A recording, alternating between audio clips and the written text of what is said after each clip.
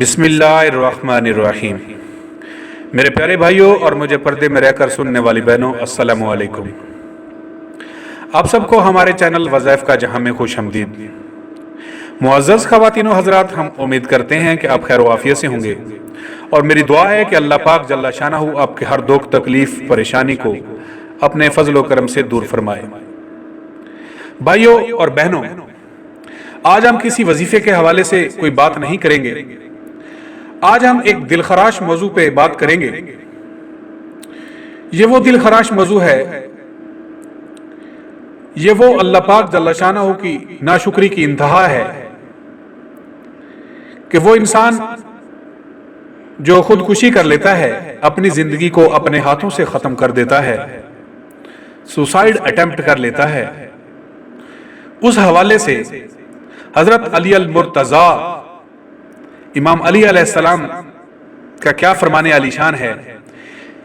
प्यारे नाज़रीन, एक दफा एक शख्स इमाम अली अलैहिस्सलाम की खिदमत में हाजिर हुआ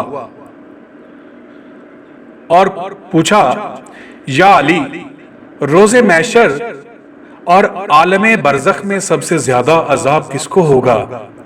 जैसे ही वो ये पूछता है तो इमाम अली अलैहिस्सलाम ने फरमाया, ऐ बंदा खुदा, इन लोगों पर रोज़े महशर और आलमे बरज़ख में सबसे ज्यादा अजाब होगा जो अपने हाथों से अपने आप को मार देते हैं।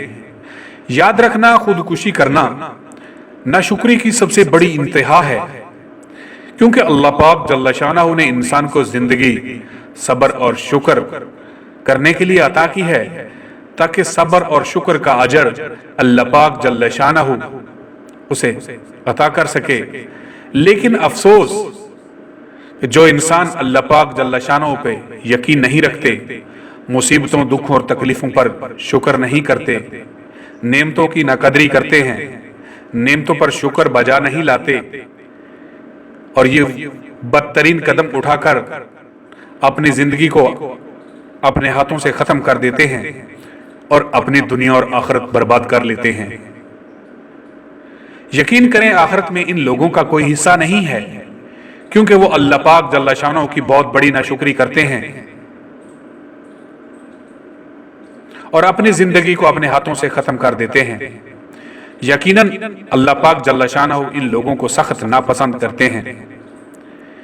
याद रखना, ऐ शख्स, जो इंसान जिस हालत में अपने आप को मारता है, वो आलमे बरज़ख में वैसे ही बार बार मरता है और तब तक मरता है जब तक वो अल्लाह पाक जल्ला शानहू के दरबार में हाजिर ना हो जाए, और वहां पर भी उसको उसकी किसी नेकी का अजर नहीं दिया जाएगा, बल्कि वो बगैर हिसाब किताब के दोज़ख में धकेल दिया जाता है और दोज़ख उसका आखिरी ठिकाना होता है, जिसमें उसने हमेशा हमेशा के लिए रहना होता है।